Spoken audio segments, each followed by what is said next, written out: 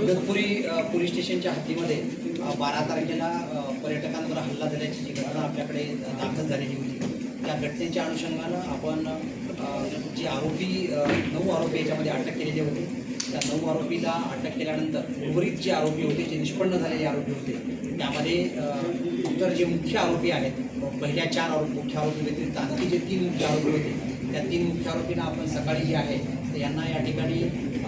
गुंडेगाव परिसरातून आपण ताब्यात घेतलेलं आहे. याच्यापूर्वी हे जे आरोपी आहेत की त्या दिवशी सांगितल्याप्रमाणे शहापूर, आटगाव, त्याचबरोबर दाहे अशा प्रकारच्या भागामध्ये हे भाग कंटिन्यू फिरताना आढळून येत होते आणि त्यातून आपण या तिघांना जे आहे तिघांना या ठिकाणी अटक केलेली आहे. त्याच्यामध्ये त्यांचे जे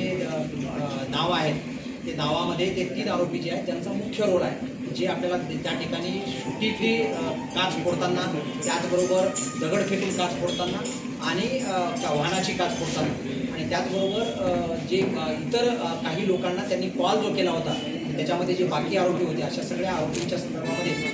ह्या 3 आरोपींची नाव निष्पन्न आहेत. त्यामध्ये राहुल भागडे, आकाश भोई आणि कैलास भागडे अशी 3 आरोपींची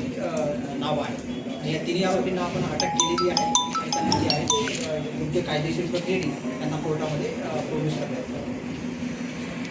त्यांची जी 2 व्हीलर जी आहे ती 2 व्हीलर आपण ताब्यात घेतलेली आहे. त्या अनुषंगानं कुठला मुद्दा जो आहे तो तुमचा मुद्दा कुठल्या अनुषंगानं आहे आम्हाला काही आता सांगता येणार नाही, परंतु ते जे आहे ते आपण 2 व्हीलर ताब्यात घेतलेली आहे. आणि त्याच्यानंतर दुसरा जो मुद्दा आहे, त्यांची बलेनो नावाची जी गाडी होती, ती बलेनो गाडी जी आहे ती आणखी आपल्या ताब्यात आपल्याला नाही, तर त्या गाडीच्या अनुषंगानं आपला तपास. त्याचबरोबर दुसरा जो मुद्दा आहे तो दुसरा मुद्दा इतर आरोपी आणखीसुद्धा काही जे आरोपी स्पॉटवरती होते असे 2 आरोपी आपल्याला आणखी त्याच्यामध्ये आरोपी म्हणण्यापेक्षा संशयित आपल्याला माहिती मिळालेली आहे, तर त्या संशयिताचा काही रोल आहे का हे पण आपण याच्यामध्ये उर्वरित तपासामध्ये आपण निष्पन्न करत आहोत किंवा तपास करतो.